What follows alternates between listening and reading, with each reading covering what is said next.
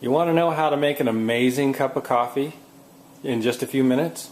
Well, here's a way to do it, and you don't need a big fancy coffee maker for this, but it is a killer cup of coffee, I promise you. This is called a French press coffee maker. This particular model is a Bodum, and that's B-O-D-U-M. It's actually French. And so let me show you how it's going to work here. We have our coffee, and it's in this bag here, and we have a cup of cold water. So all we're going to do is we're going to take this water and we're going to stick it into the microwave.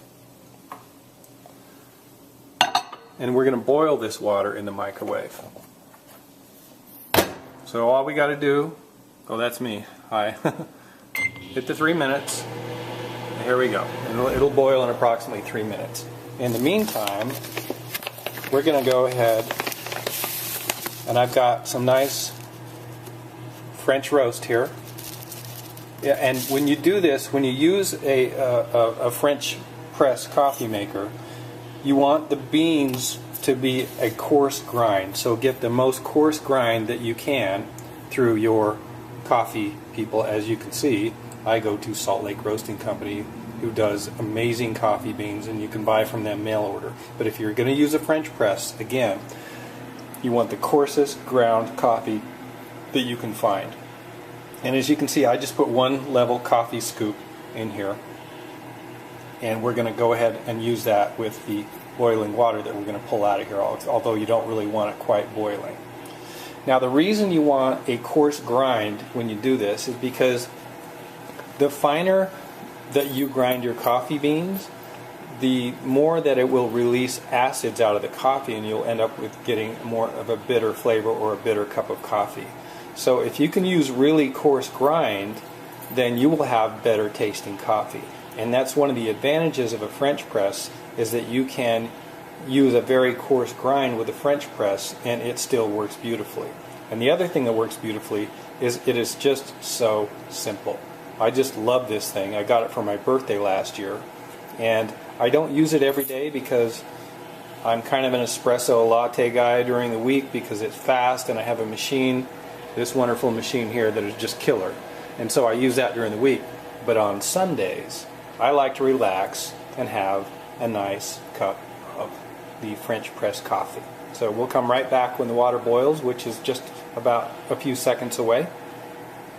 Okay, the water's boiling, and here's what you do. See, it just stopped boiling. We take it out and we count to 10. 1, 2, 3, 4, 5. And the reason we're doing this is because we want it to get the correct temperature. So now all we do is we pour it right in here, and we'll go ahead and put the lid on, and then we wait for 3.5 minutes. Okay, it's been almost 3.5 minutes, and I did move this, you may notice, but you can see it better from here.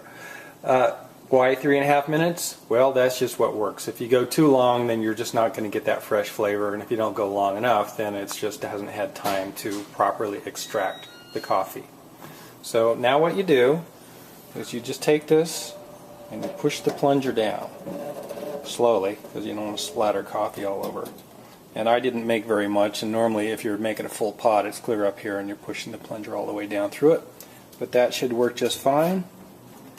And we're going to pour it right out. And there will be sediment in the bottom of this thing. And so when you're pouring out, you don't want to tip it over too much. Just let that come out as much as it does. Now, this is a very strong cup of coffee. I like coffee strong. If you don't like it that strong, just use more water, less grounds, whatever. But you will not find a better cup of coffee.